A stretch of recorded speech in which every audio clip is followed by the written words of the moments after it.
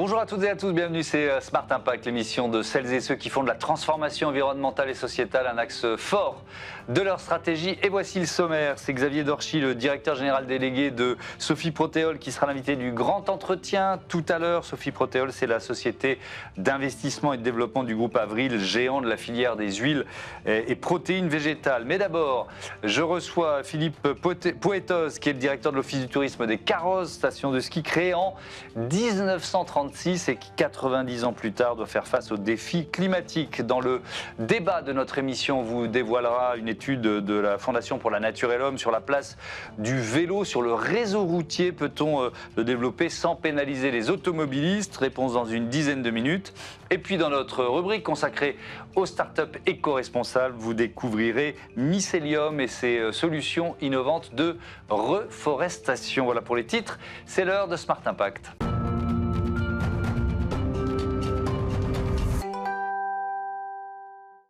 L'invité de ce Smart Impact, il est avec nous en duplex, c'est Philippe Poetos, le directeur de l'Office du tourisme de la station de ski des Carrozes en Haute-Savoie. Bonjour, bienvenue.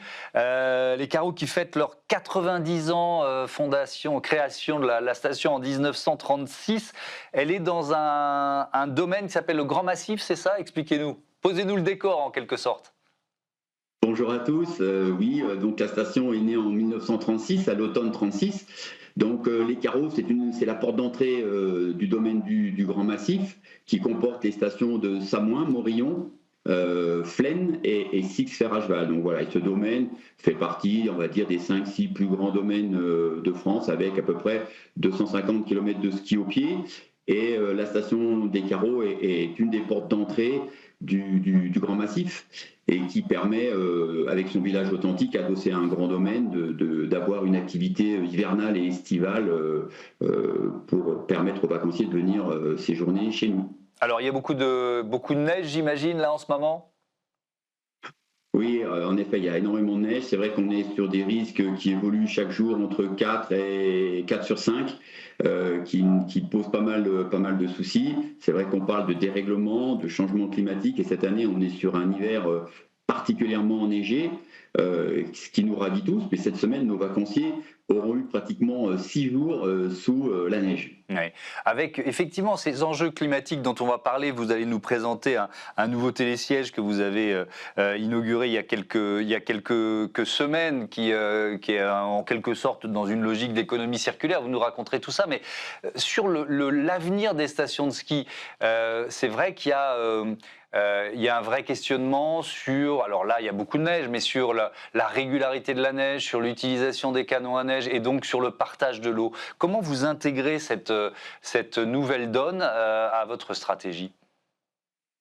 En fait, le maître mot, je dirais qu'aujourd'hui, c'est le maître mot, c'est adaptation. Aujourd'hui, on voit qu'avec ces dérèglements, ces changements climatiques, on voit l'année dernière ce manque de neige en fin de saison, ça nous demande tout le temps beaucoup de réflexion, mais le maître mot, c'est vraiment s'adapter en permanence. Donc l'adaptation, c'est diversifier l'offre touristique, par exemple, proposer un tourisme peut-être pas toujours 4 saisons en fonction des territoires, mais au moins 3 saisons, c'est-à-dire l'été, l'hiver et les ailes de saison. Développer, vous le disiez, des formes de sobriété. Donc on peut parler de sobriété énergétique, mais également sobriété financière. C'est que les communes sont quand même pas mal impactées. Et puis enfin, adapter nos infrastructures par rapport à ces changements. Je donnerai un ou deux exemples, mais s'il y a moins de neige à 1200 mètres, eh bien certains équipements sont remontés à des altitudes vers 1500-1600 mètres, ou par exemple parfois, on va dire que le départ des écoles de ski, on l'a repensé avec l'espace débutant pour le remonter à 1800 mètres. Voilà ces adaptations, plus que la diversification, parce que la diversification, faut qu'on se parle vrai, pas qu'on se mente. Les stations de sport d'hiver, depuis plusieurs décennies, on travaille dessus, puisqu'on avait des patinoires déjà, on avait d'autres activités. Voilà, donc vraiment, c'est cette adaptation à ce changement, à cette évolution climatique. On est en plein jeu olympique qui se déroule en Italie cette année à Cortina et Milan. Belle publicité pour les sports d'hiver. Dans 4 ans, ce sera en France. Il y a un certain nombre d'associations qui critiquent le modèle même des Jeux d'hiver en disant ça nous maintient dans une illusion qu'on va pouvoir continuer de skier pendant encore des décennies et des décennies. Qu'est-ce que vous répondez à ça? Alors, nous, ce qu'on a fait, c'est qu'on a fait faire une étude par Climsnow. Climsnow, c'est quand même des chercheurs, des personnes qui sont quand même, qui ont le talent pour faire ça, qui sont indépendants, et qui nous ont dit quand même qu'il y avait quand même une économie envisageable sur le ski jusqu'aux alentours des années 2050, qu'après, ça serait plus compliqué. Et que régulièrement, on va dire que la limite, ce qu'on appelle la limite pluie-neige, allait remonter 1200, 1300, 1400, mais qu'il y avait un ski durable au-delà de 1600 mètres. Après, il faut qu'on se parle toujours vrai. L'économie telle qu'on la connaît aujourd'hui dans nos stations, sans le ski, elle sera pas pérenne, elle sera pas durable. Donc il y avait une phrase de quelqu'un du domaine ski à France qui disait le tout ski c'est fini. C'est vrai que le 7 jours du ski du matin au soir c'est terminé. Mais sans le ski, les villages ne tiendront pas, sauf ceux qui sont en très haute altitude. Donc oui pour la diversification, oui pour les ailes de saison, oui sur l'été par exemple, mais en hiver, quelque chose qui va se substituer au ski, n'existe pas encore. Oui. On ne l'a pas trouvé et vraisemblablement on ne le trouvera pas. Oui, et ça veut dire qu'on ne peut pas se passer du ski, et en termes d'attractivité, d'activité économique, c'est l'activité principale, majeure de vos vallées, tout simplement. C'est ça. En fait, on va donner un chiffre. Domaine skiable de France nous dit que pour 1 euro de remontée mécanique, 5,50 € dans l'économie. Donc nous, on a à peu près une remontée mécanique qui fait 14 à 15 millions. Vous faites le calcul, on n'est pas loin de 80 millions d'euros dans l'économie circulaire de la station, près de 1000 emplois saisonniers. Et il n'y a que le ski qui peut permettre ça. C'est vrai que le ski fait rêver, le ski a cet engouement-là. Remplacer le ski, on trouvera des activités de substitution, mais qui n'arriveront pas à générer on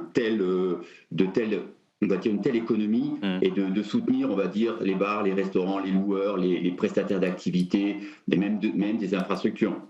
Alors il y a un enjeu qui est quand même majeur, c'est l'enjeu des logements dans toutes les stations de ski, et pas seulement en France, parce que la plupart de ces logements, ils ont été construits à une époque où on se préoccupait peut-être moins de dérèglement climatique, donc il y a quand même pas mal de passoires thermiques. Là, il y a un montant d'investissement qui est lourd à assumer.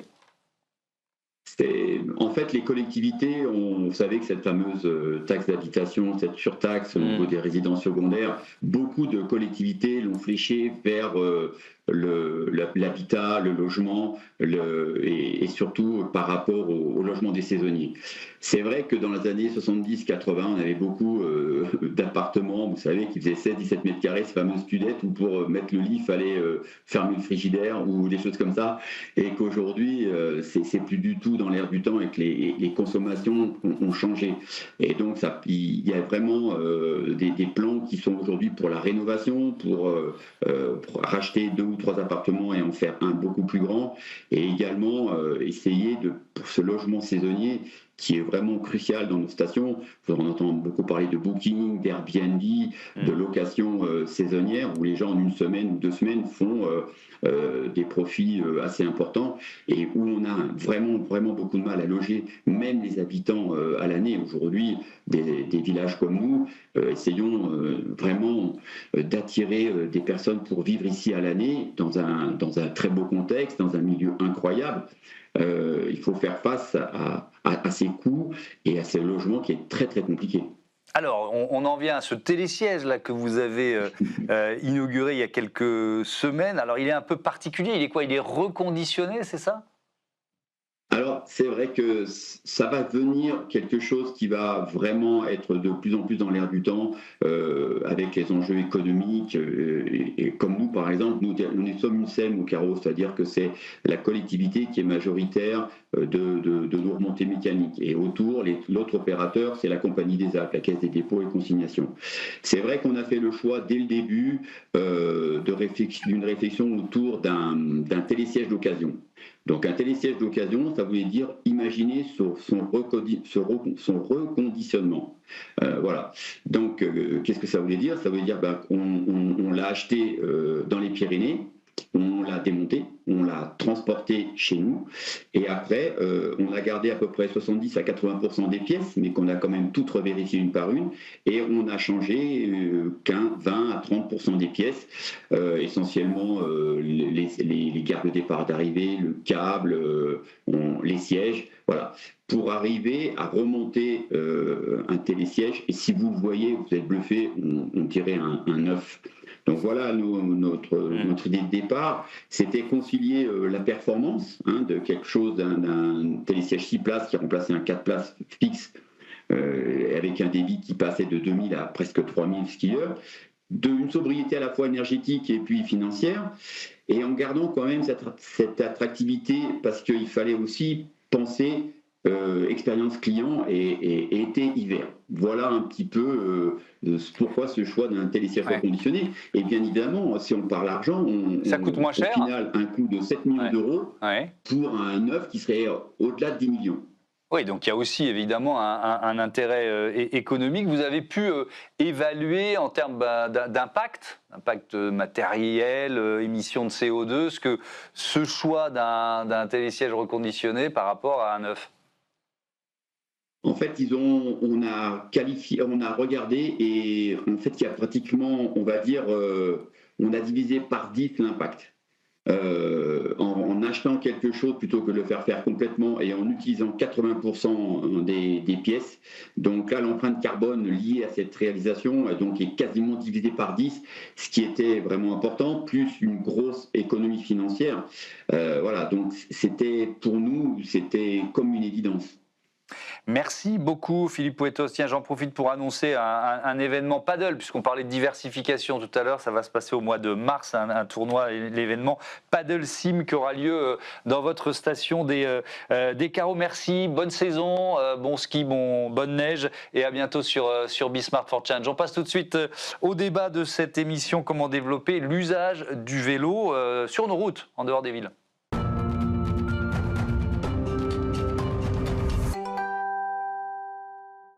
On parle de la place du vélo sur nos routes dans le débat de ce Smart Impact avec Thomas Hutayakumar. Bonjour, bienvenue. Bonjour. Vous êtes directeur des programmes et du plaidoyer à la Fondation pour la Nature et l'Homme. Et puis on est également en duplex avec Valérie Guinaudi qui est maire du Montbrier. Bonjour, vous êtes présidente de l'Interco, de l'intercommunalité du Grand Cubzaguais. On est en Nouvelle-Aquitaine. Bienvenue à vous. Vous allez nous détailler le plan vélo que vous avez mis en place. Mais d'abord, Thomas, une étude qui est sortie il y a un mois sur le partage de la route. Comment mieux partager la route pour développer le vélo en territoire peu dense? Quelles leçons principales vous tirez de cette étude? Déjà, pourquoi faire une telle étude? C'est parce qu'en France, on vit une crise de la mobilité silencieuse. C'est-à-dire qu'on ne parle pas assez des millions de personnes aujourd'hui qui sont coincées dans une précarité mobilité, c'est-à-dire qui ont des grandes difficultés à se déplacer et qui sont coincées dans un système tout voiture. La question qui se pose aujourd'hui, c'est que pour les sortir de cette dépendance à la voiture, qui est très chère, une voiture c'est 4 000 € par an, en comparaison un vélo c'est 100 à 300 € par an pour un vélo électrique par exemple. Pour sortir de cette dépendance à la voiture, il faut des alternatives crédibles. Et c'est pour ça qu'on a réfléchi déjà sur la place du vélo pour le rentrer dans une mobilité du quotidien. Mais pour que ça marche, il faut des infrastructures qui soient continues, qui soient sécurisées et de les identifier là où c'est pertinent. Et c'est pour ça qu'on a fait un travail à 2 échelles, au niveau national pour comprendre le potentiel et au niveau plus local avec 3 collectivités. Des territoires tests en quelque sorte. Avec des territoires tests, exactement, dont le Grand Cubzaguais fait partie. Et à côté, on avait d'autres territoires, notamment Puisé-Forterre, et puis également Blois, qui est dans le centre Val-de-Loire. Avec ce premier élément, 71%, plus de 70% des déplacements quotidiens font moins de 10 km. Un tiers des trajets domicile-travail font moins de 5 km. Donc, je lis ça, je me dis, ok, c'est la démonstration que le vélo a sa place en dehors des villes. C'est un premier constat qui est quand même très important. C'est surtout la démonstration que le problème, c'est pas la distance. Si on a autant de trajets qui font si peu de kilomètres, ça veut dire qu'on peut potentiellement se passer de la voiture. Et c'est là où le vélo peut prendre une place importante et pas être identifié comme un loisir, mais peut vraiment rentrer dans cette mobilité du quotidien et notamment domicile, travail.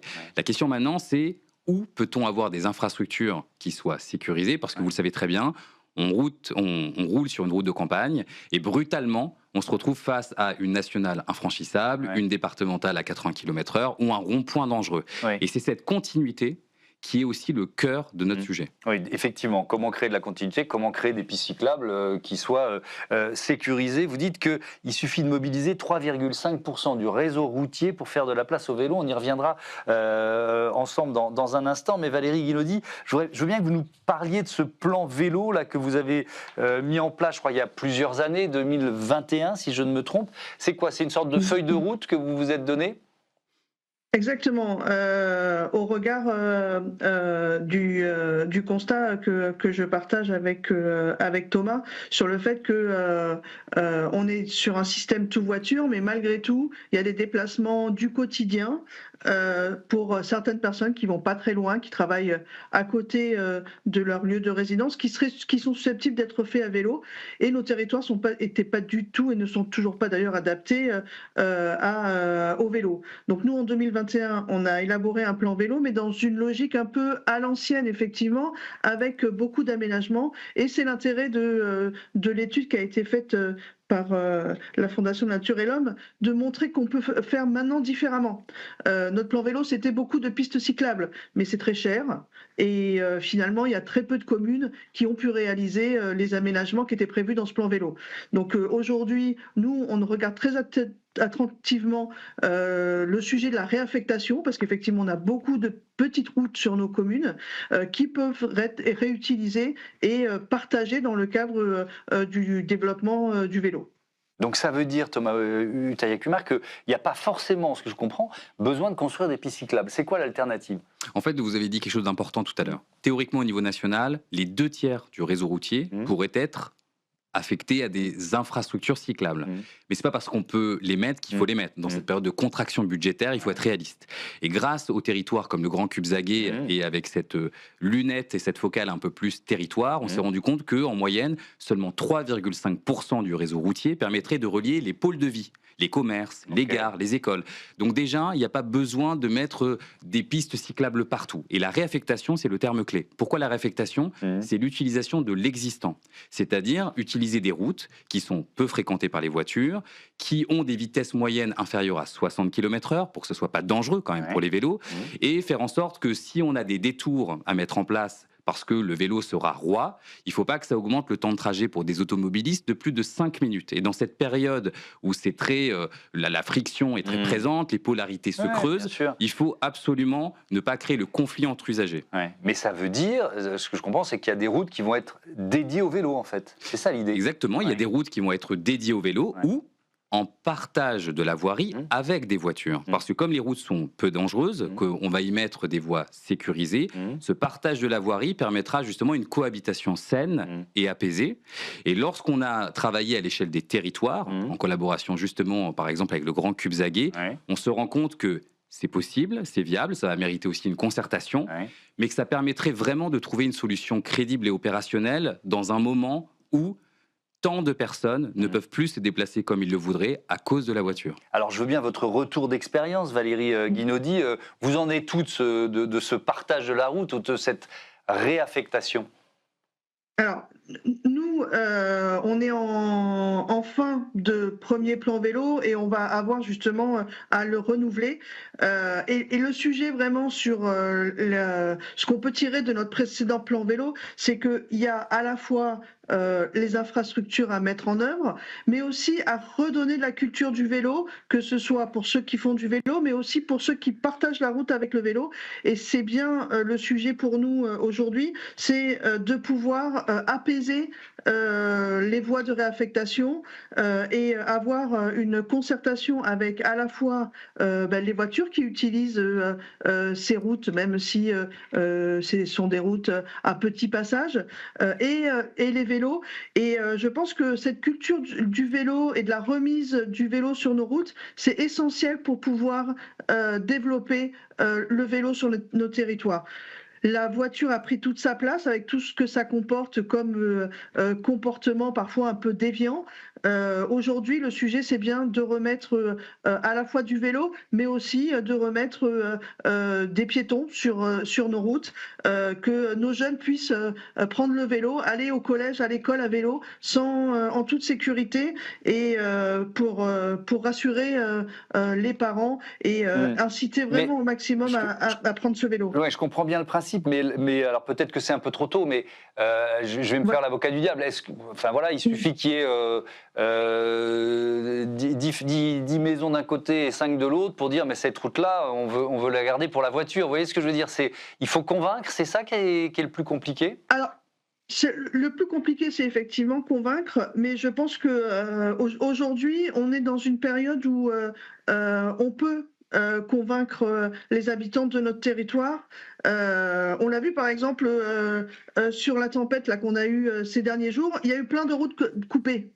Les arbres sont tombés, les routes sont coupées, les gens sont obligés de faire un détour, et on voit qu'on peut passer par ailleurs. Voilà. Et donc c'est aussi malheureusement les contraintes qui font qu'on réfléchit différemment aujourd'hui et qu'on peut engager cette discussion avec nos habitants. Effectivement, l'objectif, c'est pas de leur faire un détour d'un quart d'heure, mais il y a tellement de voies sur nos territoires que avec un petit détour, on peut aussi faciliter la vie des gens. Donc voilà. Ouais, avec ce que vous disiez, Thomas, c'est-à-dire moins de 5 minutes ou 5 minutes max pour le détour. Exactement. Et puis surtout, il y a un terme qui est clé, c'est la continuité. C'est-à-dire qu'il y a des routes, ça va se faire en réaffectation, parce qu'elles sont adaptées au vélo, seules ou en partage avec la voiture. Mais il y a des tronçons qui ne seront pas adaptés au vélo. La fameuse route dont vous parliez, vous disiez, mais attendez, les voitures vont très vite, là on ne pourra pas mettre du vélo. Il va falloir faire des infrastructures dédiées au vélo, c'est-à-dire des pistes cyclables, qui là vont être artificialisantes. Il va falloir bétonner. L'avantage de notre étude, c'est justement de maximiser l'existant, la réaffectation. Lorsqu'on est face à une rupture brutale, on ne va pas pouvoir y aller à vélo parce que c'est dangereux. Là, on met en place des infrastructures. C'est ça qui va coûter cher. C'est pour ça que notre modèle, par communauté, par EPCI, les établissements publics intercommunaux, on va se retrouver avec des montants autour de 10 à 15 millions d'euros, et moins de 1%, c'est le prix de la réaffectation. Tout le reste, c'est de l'infrastructure dédiée au vélo. Au niveau national, ce sera une dizaine de milliards d'euros. Ça paraît énorme, mais lorsque vous voyez que par an, les coûts publics, c'est-à-dire nos impôts, financent le système tout-voiture à hauteur de 25 milliards d'euros par an, on se rend très bien compte que l'investissement dédié à notre projet, au niveau des collectivités, mais au niveau national, est plus que crédible. Non seulement il est peu artificialisant, il ne va pas beaucoup bétonner, d'autre part, il ne coûte pas cher. Et dans cette période, on a besoin de projets crédibles et de faire en sorte que les gens puissent se mouvoir plus librement. Et puis, d'un point de vue carbone, évidemment, on sera sur une économie très significative grâce à ce projet-là. Oui, effectivement, le bilan carbone, on le voit sur l'acceptabilité, c'est quand même un mot-clé sur tous les projets liés à l'environnement. Ça suppose quoi? Les premiers retours là, des territoires tests que vous avez, c'est facile de convaincre, ça suppose de réunir tout le monde? Oui, c'est exactement ça. De bien définir les voies qu'on va réaffecter 100% vélo? Oui, il y a la théorie, c'est-à-dire ce que nous, on a commencé à faire, et la force de ce travail, c'est de l'avoir fait avec le Grand Cubzaguet, avec Puisé-Forterre, avec Blois, pour voir déjà si c'était crédible. Ensuite, au niveau des habitants, c'est des concertations. Leur demander si toutes les routes qui vont faire l'objet d'une infrastructure ou d'une réaffectation pour le vélo, elle est crédible. Et ça, c'est important, parce que si je vous pose la question et que vous prenez la voiture, et que pour aller à l'école, aller dans un commerce ou aller à la poste, par exemple, un pôle de service, vous avez une infrastructure sécurisante, et qui est à moins de 5 km. Est-ce que vous diriez, bah oui, en fait, le vélo, c'est possible? Évidemment, tous les habitants nous répondent ça. Ce qu'ils ont besoin, c'est de continuité, ce qui n'existe pas aujourd'hui, et c'est d'être en sécurité. Et c'est toute la force, justement, de ce travail qu'on a mené à la FNH avec ses collectivités et en partenariat avec le cabinet Visea, avec qui on a construit tout ce travail-là. Ouais. Avec une dernière question, Valérie Guinaudy, sur cette précarité, la mobilité dont on parle, des Français très nombreux qui soit sont sentiment d'isolement, soit n'ont vraiment pas d'autre choix que la voiture. Ça représente beaucoup d'habitants d'une région comme la vôtre? Alors, oui, d'ailleurs, on voit sur nos territoires ruraux, le développement, par exemple, des voitures sans permis qui Oui. sont effectivement, des véhicules, pas chers et puis où, quand on n'a pas le permis, on peut quand même, accéder à une forme de mobilité. Mais peut-être que moi, ce que je voudrais rajouter, aujourd'hui, quand on, développe des projets, je crois qu'il faut être transparent avec nos habitants sur, le coût des projets. Et cette solution de réaffectation, c'est aussi une manière de ne pas mettre, de préserver l'argent public qui aujourd'hui est rare Mm. pour nos collectivités. C'est quand même beaucoup moins cher que créer des pistes cyclables. Et que si on arrive à faire un petit effort, on peut développer des choses, non pas à moindre coût, parce que ça reste quand même des enveloppes conséquentes, mais en tout cas, on peut mettre en place des choses qui améliorent la pratique du vélo sur notre territoire, en espérant quand même que le plan vélo au niveau national pourra nous apporter des financements pérennes pour qu'on puisse construire sur du long terme ces nouveaux schémas vélo. Merci beaucoup, merci à tous les deux et à bientôt sur Bismart for Change. On passe tout de suite au grand entretien de ce Smart Impact avec Xavier Dorchi, qui est directeur stratégie et développement du groupe Avril. Prêt pour l'impact? C'est la question que je pose chaque jour à une personnalité qui compte dans notre économie. J'accueille aujourd'hui Xavier Dorchi, bonjour. Bonjour Thomas. Bienvenue, vous êtes le directeur stratégie et développement du groupe Avril et directeur général délégué de Sophie Protéol. Si vous deviez présenter le groupe Avril pour commencer, en quelques mots, peut-être l'ADN ou la philosophie du groupe, c'est quoi? Alors le groupe Avril, c'est un groupe qui a été construit par les agriculteurs, pour les agriculteurs. Nous avons été fondés il y a une quarantaine d'années, en 1983, à un moment de crise agricole et de crise sur les débouchés des plantes riches en huile et en protéines. Ouais. Et à ce moment-là, les organisations professionnelles agricoles se sont dit, soit on va être condamné à exporter nos productions, avec des enjeux de coûts de transport, de logistique, etc. Soit au contraire, on prend notre destin en main, on défend l'outil industriel et on investit pour l'avenir et pour l'économie de notre filière. Donc notre groupe a été conçu en fait pour assurer le développement économique, garantir des débouchés qui soient performants et compétitifs à cette filière, au bénéfice ultime de la défense du revenu des producteurs. Avec quelques chiffres. Alors on a le chiffre d'affaires 2024 de 7,7 milliards, 57% réalisé en France, 8 400 collaborateurs, donc 5 000 en France, et 82 sites industriels, dont 62 en France. Quand on parle de sites industriels, de quoi on parle? Ça ressemble à quoi un site industriel du groupe Avril? Alors, le cœur de notre métier, c'est la transformation des oléagineux. Ouais. Donc, le point de départ, vous recevez des graines en flux plus ou moins important suivant la taille de l'usine, et cette graine, vous allez la partager en deux éléments. Un flux qui va être les huiles, que l'on va valoriser évidemment sur les marchés alimentaires. Et on est un groupe qui s'est petit à petit intégré dans l'aval. Donc on va aller jusqu'à des usines de conditionnement d'huile pour mettre l'huile en bouteille. Donc ça, c'est l'activité qu'on a au sein de Le Sieur. Fabrique de mayonnaise également. Donc ça, c'est votre marque phare, Le Sieur. Exactement. Ouais. Et c'est vraiment le débouché majeur sur l'alimentaire. Mais à côté de ce débouché huile alimentaire, quand on écrase la graine, donc on produit aussi une fraction solide qui en reste, qui est riche en protéines, et donc qui, elle, va être également pour la nutrition des animaux, et on travaille de plus en plus aussi sur, évidemment, nutrition humaine, en amenant directement les protéines végétales dans l'assiette des consommateurs. Sous quelle forme?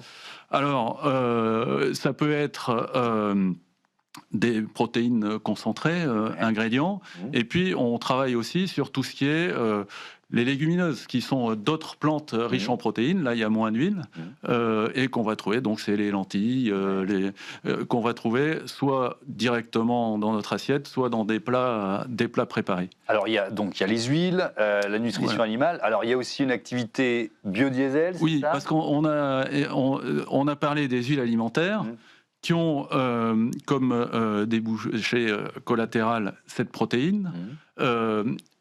En France et même en Europe, on est déficitaire en protéines végétales. On a un taux d'autosuffisance en France qui doit être de l'ordre de 55%. c'est une quinzaine de pourcents de plus que l'Union européenne dans son ensemble. On a beaucoup progressé grâce effectivement au développement du colza, du tournesol, qui sont des plantes qui produisent de l'huile et de la protéine. Ouais. Donc pour répondre au déficit en protéines végétales, on produit de plus en plus d'huile. Et ce surplus, qui dépasse largement la consommation alimentaire, on le valorise différemment et on le valorise sur des marchés d'énergie ou de chimie renouvelable. D'accord. Donc ça nous amène sur de l'agriculture, sur une palette complètement diverse de métiers. On a dit la nutrition humaine, l'énergie renouvelable, la chimie renouvelable et bien sûr la nutrition animale. Ouais, effectivement, on a les quatre piliers. Alors Sophie Protéol, c'est quoi le rôle de Sophie Protéol? Sophie Protéol, c'est la société financière des protéagineux et des oléagineux. D'accord. C'est une activité d'investissement dans les filières qui agit un peu comme un fonds d'investissement, ou je dirais même plutôt une banque de développement. Ouais. Et on va prendre des participations minoritaires au capital d'entreprises de la filière, de l'amont à l'aval de la filière. Et ça, c'est lié également à notre vocation initiale de développement de ces filières agricoles issues des huiles et protéines végétales, à la fois par l'activité industrielle et le débouché qu'on génère, mais également par le financement des acteurs de la filière, pour avoir une filière forte, une filière qui soit performante et compétitive, pour que les agriculteurs aient des débouchés et des moyens de production à leur disposition. Ouais, on approche là du salon de l'agriculture qui est en train de démarrer. C'est évidemment un rendez-vous majeur pour une entreprise comme la vôtre et pour les agriculteurs que vous représentez. Il n'y aura pas de bovins cette année parce qu'il y a eu la crise de la dermatose. Alors, c'est pas vos métiers, mais est-ce que ça a du sens un salon de l'agriculture sans vaches, quoi? Vous voyez ce que je veux dire? C'est triste. Alors, effectivement, et on le regrette tous. Après, chacun a pris ses décisions en conscience. Je pense le fait qu'il n'y ait pas de bovins, finalement, ça doit aussi aider à sensibiliser le grand public à tous ces enjeux, à toutes les difficultés auxquelles le monde agricole peut être confronté aujourd'hui. Nous, à travers notre groupe, on est au cœur de ces enjeux, que ce soit des enjeux économiques, que ce soit des enjeux environnementaux. On a beaucoup travaillé cette année avec certains de nos partenaires, le groupe Crédit Agricole, Unigrain, InVivo, qui sont des grands acteurs aussi du monde agricole, sur l'adaptation des exploitations agricoles au changement climatique, l'impact économique du changement climatique. On va en parler en détail, parce que c'est un enjeu majeur, évidemment. Et donc, on a tous ces sujets de transition qui peuvent parfois peser sur les enjeux de revenus. Et donc, nous, on est un acteur du développement économique de ces filières agricoles et alimentaires, et on va apporter des solutions à ces problématiques. Nous autres Français, on a quand même un rapport un peu parfois paradoxal au monde agricole. C'est-à-dire que le salon de l'agriculture, c'est des millions de Français qui y vont. Il y a un amour de l'agriculture. On a tous dans nos aïeux vous connaissez le discours. Et puis à côté de ça, il y a aussi les critiques, l'agribashing, etc. C'est quoi? C'est un yo-yo émotionnel pour les agriculteurs? Comment vous le vivez, ça? Alors, effectivement, il y a cet enjeu d'imaginaire collectif, effectivement, qui est sans doute un peu éloigné de la réalité. On a une ferme rêvée qui est plus vraiment la ferme française, quoi, c'est ça? Je pense qu'on a une déconnexion croissante entre l'agriculture et la société. Et des groupes comme le nôtre contribuent effectivement à cette reconnexion, par aussi un peu la transparence de ce qu'on fait, par la sensibilisation aux enjeux des producteurs et par la connaissance de nos produits. Alors, on n'a pas parlé du modèle, parce que c'est une coopérative agricole, le groupe Avril? Non, c'est pas une coopérative agricole. C'est ça. Donc, c'est un groupe qui a été fondé par des organisations professionnelles agricoles, effectivement, dans cet objectif de développement économique des filières, et avec une grande originalité, c'est-à-dire que on ne distribue pas de dividendes. Okay. Mais pourquoi est-ce qu'on ne distribue pas de dividendes? Alors, ça ne veut pas dire qu'on n'est pas rentable, et de toute manière, on doit être rentable pour réinvestir, pour continuer d'exister et remplir cette mission. Ouais. Et nos fondateurs, en fait, ont eu la vision de se dire, mais nous, c'est pas du retour financier, c'est pas du cash qu'on veut récupérer, c'est en fait sécuriser et développer le revenu de notre travail. Donc, nous, notre mission, c'est de créer du retour économique dans les filières au bénéfice ultime du revenu des producteurs, mais par leur activité et par ce que nos investissements permettront comme dynamique économique dans ces filières qui doivent encore une fois rester performantes, compétitives et durables. Et c'est vraiment ça, les 3 impacts que l'on veut avoir sur le monde agricole. Alors, on va commencer à parler plus en détail justement de ces enjeux de durabilité, d'agriculture durable, de transformation de l'agriculture. Et Henri Gaudron, qui était à votre place la semaine dernière, le président de Biocoop, a justement une question là-dessus sur la diversité génétique notamment. Écoutons. Bonjour Xavier, ma question c'est de savoir comment vous favorisez la diversité génétique pour répondre aux enjeux que nous avons actuellement de dérèglement climatique, de baisse de la biodiversité. Alors quand on parle de diversité génétique, de quoi on parle? On parle en fait d'avoir des plantes qui soient suffisamment variées, suffisamment complémentaires pour être à la fois productives, adapté aux enjeux de terroir, aux enjeux climatiques, aux enjeux aussi économiques et de revenus des producteurs. Et donc, comment vous favorisez cette diversité génétique? Alors, Henri Gaudron. Nous, évidemment, nous n'avons pas au sein de notre groupe toutes les expertises. Nous ne sommes pas généticiens, nous ne sommes pas semenciers. En revanche, avec Sophie Protéol, nous finançons les entreprises de la filière. Donc, par exemple, nous sommes actionnaires de la plupart des entreprises semencières françaises qui, elles, vont développer les graines adaptées aux besoins des agriculteurs, non seulement pour aujourd'hui, mais surtout pour demain, puisque la sélection génétique, c'est quelque chose qui se passe dans le temps. Donc, d'un côté, nous sommes actionnaires de ces sociétés.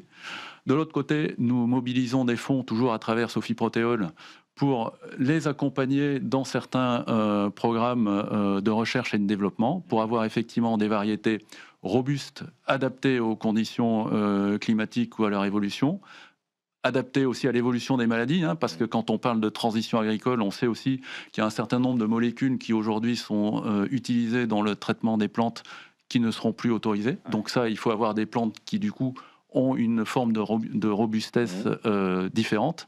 Et la variété génétique, nos partenaires, ils vont aussi la chercher dans la nature, en fait, dans des variétés sauvages, on va dire, ou encore moins domestiquées, mais qui sont des mêmes familles que nos plantes.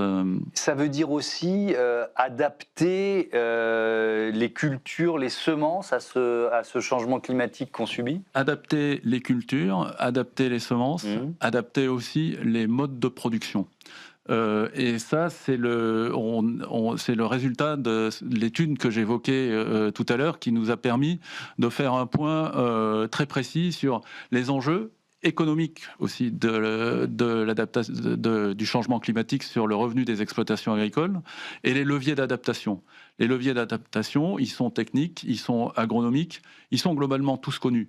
L'enjeu, c'est d'avoir la capacité financière à les déployer suffisamment rapidement, et ça va être de l'agriculture de précision qui permet, au lieu d'épandre de manière généralisée, d'aller épandre juste la goutte de produit sur la mauvaise herbe qui a été identifiée par reconnaissance d'image, par exemple. Oui, quand on n'a pas... Enfin, moi, ça m'est arrivé de monter dans un tracteur d'aujourd'hui. Je parlais de l'image un peu d'épinal qu'on avait des exploitations agricoles. C'est des concentrés de technologie maintenant. Exactement. Donc, technologie, agronomie, on a parlé diversité génétique, c'est aussi diversité des cultures. Et nos cultures oléoprotéagineuses ont aussi une grande valeur à la fois environnementale. Par exemple, si vous mettez du poids protéagineux, dans la technique, désolé, mais si vous mettez du poids protéagineux dans un champ, vous pourrez limiter les apports d'azote minéral de la culture suivante. Et en même temps, vous produisez une plante qui a une grande vertu agro-environnementale et aussi une vertu alimentaire très intéressante. Oui, alors ça rejoint la question des sols, de la qualité des sols ou de l'appauvrissement des sols. On va parler de ça. Ça rejoint d'une certaine façon votre raison d'être que vous avez définie en 2022. Elle est toute simple et elle claque, cette raison d'être, on va la voir. Servir la terre. Vous voyez, on a eu des raisons d'être qui occupaient beaucoup plus de lignes dans nos écrans. Là, on aurait pu l'écrire plus gros. Servir la terre, déjà, comment vous l'avez défini et qu'est-ce qu'il y a derrière ? Alors, servir la terre, quand on l'a défini, on a essayé de se dire, mais si on veut qualifier notre impact, justement, ou notre mission, le plus simplement possible, qu'est-ce que l'on fait ? Et servir la terre, il faut le regarder dans toutes ses dimensions. On vient de parler d'agriculture, etc. Servir la terre, c'est la planète sur laquelle nous vivons tous, mais c'est aussi ceux qui la travaillent. Et donc là, on illustre bien notre mission au service du monde agricole.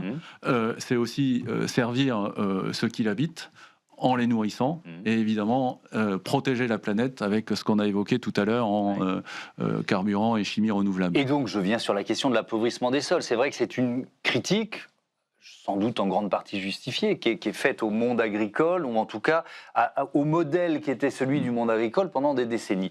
Est-ce qu'il y a effectivement aujourd'hui un défi de faire marche arrière, enfin d'inverser la logique, c'est-à-dire est-ce qu'on a appauvri nos sols ? Alors aujourd'hui, il y a un défi qui est généralisé, j'allais dire, dans tous les secteurs de l'économie ou dans tous les secteurs industriels, c'est effectivement protéger la planète, réduire les émissions de carbone, et on sait bien que dans toutes les industries alimentaires, il y a évidemment une part de ces émissions qui viennent de la matière première, et donc plus on va produire de manière vertueuse, plus on va résoudre ces sujets. Et on travaille beaucoup, justement, on vient d'évoquer allongement des rotations, engrais organiques. Quand on parle aussi d'énergie renouvelable, il peut y avoir aussi des retours de coproduits ou de matières premières dans les sols. Donc je pense que donc tout le monde... Pour limiter les intrants chimiques, quoi. Autant que possible, mais on est toujours attrapé aussi par des enjeux économiques. Et en fait, tout l'enjeu de nos filières, et c'est ce sur quoi toutes les filières agricoles travaillent d'arrache-pied, c'est finalement de concilier le bénéfice environnemental avec les enjeux économiques des filières. Et on a aussi, bien sûr, toujours à la fin l'enjeu du consentement à payer par le consommateur final. Donc il y a des marchés sur lesquels ça se fait, il y a des marchés sur lesquels c'est beaucoup plus difficile. On parlait tout à l'heure de l'imaginaire collectif de l'agriculture entre l'agriculture de notre enfance et certains éléments réels. C'est un peu pareil entre le consommateur et le citoyen. C'est-à-dire que le consommateur va être le premier à vouloir promouvoir des sujets de protection de l'environnement, de production différente, mais souvent plus coûteuse. La question à la fin, c'est comment est-ce qu'on arrive à répercuter l'évolution de ces modes de production au sein de nos chaînes de valeur, sachant qu'en Europe et encore plus en France, on se fixe des standards qui sont beaucoup plus élevés que dans le reste du monde. Mais alors, je simplifie en parlant du bio, même s'il y a évidemment beaucoup d'autres façons de pratiquer l'agriculture durable, mais si le bio est plus cher, est-ce qu'il n'y a pas une part de responsabilité de la grande distribution qui prend plus de marge sur le bio ? Je pense qu'il faut regarder en filière de l'amont à l'aval. Et dans toutes nos filières agricoles, les enjeux sont effectivement, agricoles et agroalimentaires, des enjeux de partage de la valeur sur l'ensemble de la chaîne. Moi, j'ai coutume de dire, finalement, la force d'une filière, donc que ça soit en termes techniques, en termes économiques, c'est en fait la résistance de son maillon le plus faible. Parce que c'est une chaîne, si le maillon faible craque, c'est fini. Donc, c'est le bio, le maillon faible aujourd'hui ? Je parle de la filière bio dans son ensemble ou des autres filières.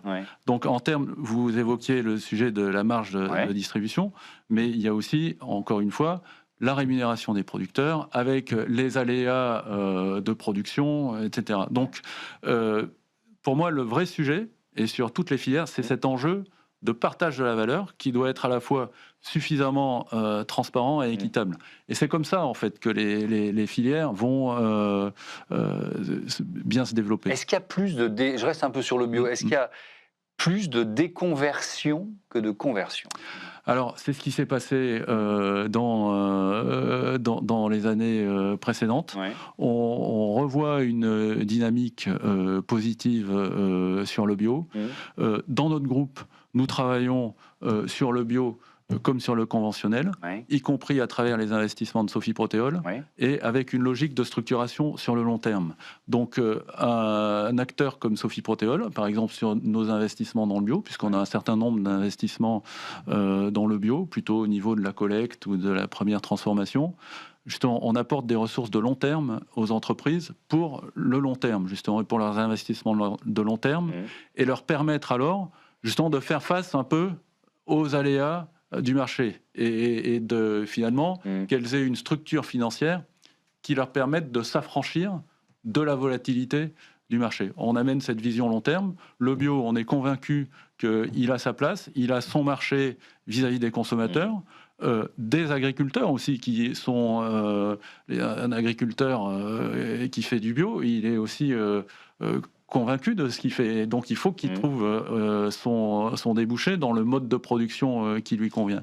Et nous, à travers les financements de Sophie Protéol ou les débouchés qu'on peut apporter grâce au groupe Avril, on veille effectivement à ce que chaque mode de production ait sa place, sa compétitivité à la taille de son marché final, parce qu'à la fin, on répond à des consommateurs ou des clients. Évidemment, et on y reviendra aux consommateurs. On a tous des comportements parfois un peu paradoxaux, effectivement. Ça représente quel montant, ce que vous investissez pour justement favoriser ces pratiques agricoles durables? Alors, on a plusieurs axes sur les pratiques agricoles durables. On a un axe immédiatement économique dans le revenu du producteur, par exemple sur la production de graines à destination des biocarburants. On a des niveaux de primes qui représentent entre 25 et 30 millions d'euros par an, répartis sur nos fournisseurs. D'accord. Ça, c'est un axe sur la rémunération directe de la graine. Ensuite, dans nos investissements, on investit aussi dans des entreprises qui sont des entreprises qui vont préparer ces modes de production durables, qui vont développer des alternatives plus naturelles à la chimie conventionnelle. Et donc là, on investit dans un certain nombre d'entreprises. C'est des prises de participation en capital. Le montant d'investissement annuel de Sophie Protéol dans les entreprises de la filière, c'est de l'ordre de 80 à 100 millions d'euros par an. On a un portefeuille complet d'investissement qui aujourd'hui représente plus de 600 millions d'euros d'investissement. Sur la partie production végétale qu'on développe de plus en plus, ça doit représenter une vingtaine de % de nos investissements sur à la fois la sélection variétale, on l'a évoqué tout à l'heure, c'est aussi un moyen de produire différemment, et puis aussi sur ces solutions qu'on appelle biosolutions, alternatives à la chimie conventionnelle. Et sur les produits, donc les produits de la marque Le Sieur, la demande de bio, parce qu'il y a eu un vrai coup d'arrêt dans la foulée de la crise Covid et puis dans la période inflationniste, mais la demande de bio, elle est repartie. C'est un vrai critère d'achat aujourd'hui? Alors la demande de bio, elle est, donc sur les huiles, elle est encore relativement stable. C'est quoi? C'est quel pourcentage? C'est de l'ordre de 5%. Oui, c'est pas énorme quand même. Dans les huiles, on parle des huiles Le Sieur, des huiles de graines. On a aussi un marché très développé sur l'huile d'olive qui porte aussi vis-à-vis du consommateur cette dimension de naturalité. Ça veut dire, si je vous comprends bien, quand on achète de l'huile d'olive, on demande plus de bio que quand on achète Oui. les autres huiles. Intéressant, parce que c'est une huile qu'on. Vous avez peut-être analysé ça, le réflexe consommateur on parlait tout à l'heure aussi Ouais. de l'imaginaire collectif, Ouais. c'est-à-dire que vous avez aussi tout l'imaginaire méditerranéen véhiculé par l'huile d'olive. Et donc voilà, qui connecte beaucoup plus à l'univers du bio. Il y a un mot qu'on n'a pas encore, ou quasiment, je crois, pas encore prononcé, et qui va certainement être qui est au cœur de ce salon international de l'agriculture, c'est le mot souveraineté. On est en perte de souveraineté alimentaire en ce moment. On est dans une pente de réduction de notre souveraineté alimentaire. Alors, la souveraineté, effectivement, on est au cœur des enjeux du moment, et c'est intéressant qu'on en parle, puisque vous l'avez vu tout à l'heure quand je vous ai décrit notre modèle. Nous, on a été créés pour répondre à des enjeux de souveraineté, défendre cette souveraineté, notamment en protéines végétales. La souveraineté, elle est impactée ou elle est menacée par quoi? Elle est menacée par des enjeux de compétitivité économique, on en a parlé aussi un peu tout à l'heure, et donc l'enjeu de produire à armes égales, en fait, ou avec des modes de production identiques.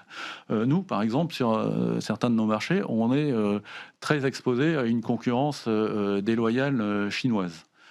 C'est le cas sur les marchés des biocarburants. Donc nous, on produit des biocarburants à base d'huile végétale. On peut aussi produire des biocarburants à base d'huile de friture usagée, et c'est très intéressant puisqu'il y a aussi cette vertu du recyclage.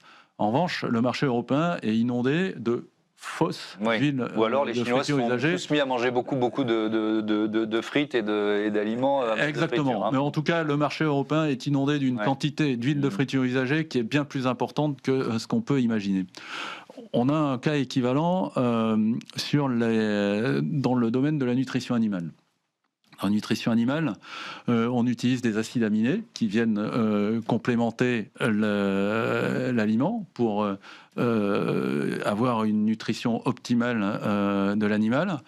Nous avons racheté il y a 18 mois, à la barre du tribunal, la dernière entreprise européenne de production d'acides aminés en France. Donc c'est dernière usine française, dernière usine européenne sur la production de certains acides aminés.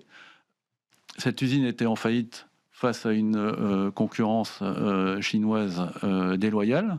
Nous avons repris cette usine. Nous avons travaillé avec les autorités et la Commission européenne pour avoir des mesures anti-dumping de protection par rapport, encore une fois, à du dumping chinois. Eh bien, aujourd'hui, ces mesures anti-dumping se révèlent totalement inopérantes parce que les Chinois ont encore baissé leur prix. Donc, la souveraineté, c'est au cœur de nos enjeux. Nous, on s'implique pour la défendre, mais il y a des enjeux politiques, tarifaires, économiques qui doivent être sur lesquels on doit être accompagné. Merci beaucoup Xavier Dorchy, à bientôt sur Bismart for Change. Bon salon de l'agriculture, on passe à notre rubrique Start-up et innovation.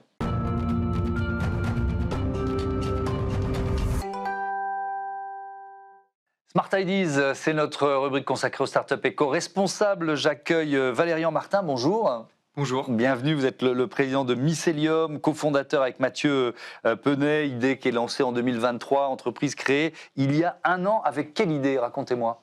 Alors l'idée qu'on a eue, la première idée, c'est de la reforestation par drone. Ouais. Notre objectif, c'est d'apporter de l'innovation en forêt. En fait, si on retrace un peu l'histoire, dans l'agriculture, on a beaucoup innové parce que, disons, la scalabilité était plus facile à apporter, alors que dans la forêt, il y a un petit peu de retard. Et c'est aussi de l'agriculture. Et donc, nous, on avait la vocation d'apporter le plus d'innovation possible. On a commencé par celle-là, qui consiste à fabriquer des enrobages biodégradables qu'on appelle des seed balls, et qu'on vient mettre dans un système de largage plugué sur un drone, et qui nous permet d'aller reforester dans des zones qui sont parfois difficiles d'accès, ou sur des grandes étendues beaucoup plus rapidement que si on le faisait à la main. Et donc, c'est ce que vous avez déjà commencé à mettre en place? Ça y est, c'est opérationnel? Oui, c'est déjà opérationnel. On était sur le terrain cette semaine d'ailleurs. Dans quelle région? On était dans le Massif central. Ouais. Et alors, c'est donc de la reforestation par drone, avec quel modèle économique? Qui sont vos clients qui travaillent avec Mycelium, en quelque sorte?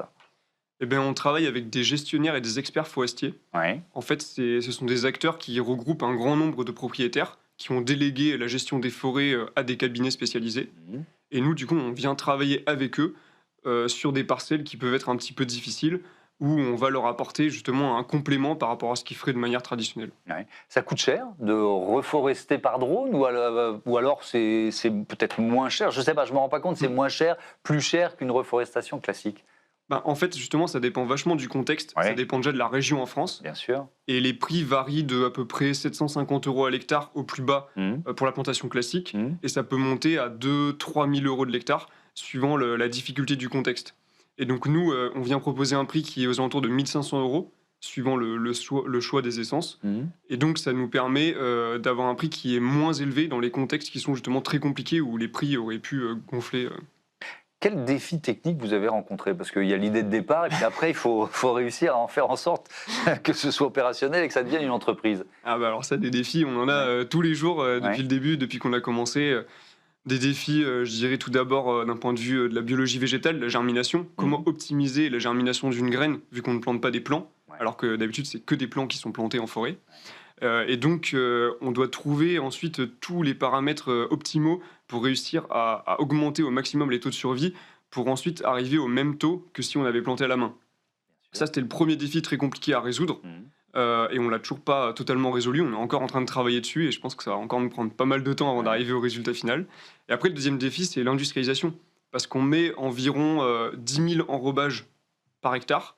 Fabriquer 10 000 enrobages biodégradables, il faut trouver la recette et après, il faut trouver comment en fabriquer autant.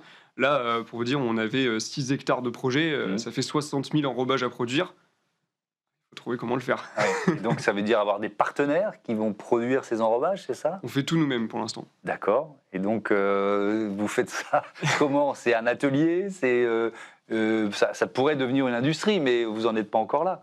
Bah, en fait, on a la chance d'être accompagné depuis le début du projet par le Fab Lab de Centrale Supélec, Ouais. qui nous a permis justement d'avoir accès à énormément de machines, d'outils et aussi de compétences d'ingénieurs de recherche qui sont présents dans l'école et qui nous ont permis de commencer à pré-industrialiser en détournant des machines par nous-mêmes. Et voilà. Il y a un peu de bricolage aussi, si je comprends bien. Vous êtes le lauréat du WoodTech Startup Challenge. Qu'est-ce que ça représente pour une jeune entreprise comme vous? Bah, ça nous a permis d'avoir de la visibilité dans la forêt. Grâce justement à la WoodTech, on a déjà participé à un premier salon cet été. Et ensuite, on a participé à un second salon justement récemment où on a été lauréat. Et ça nous a permis d'être au contact de toute la filière et de rencontrer les personnes les plus hautes hiérarchiquement dans la filière et de pouvoir discuter avec eux, comprendre leurs problématiques et également se faire un petit nom et un petit réseau dans le milieu. Et donc ça vous ouvre des marchés potentiellement? Oui, en France, ça nous a bien ouvert le marché français, de pouvoir discuter directement avec des directeurs généraux, d'être mis en lumière, on va dire. Et on commence aussi à réfléchir à d'autres marchés à l'international, comme la Scandinavie.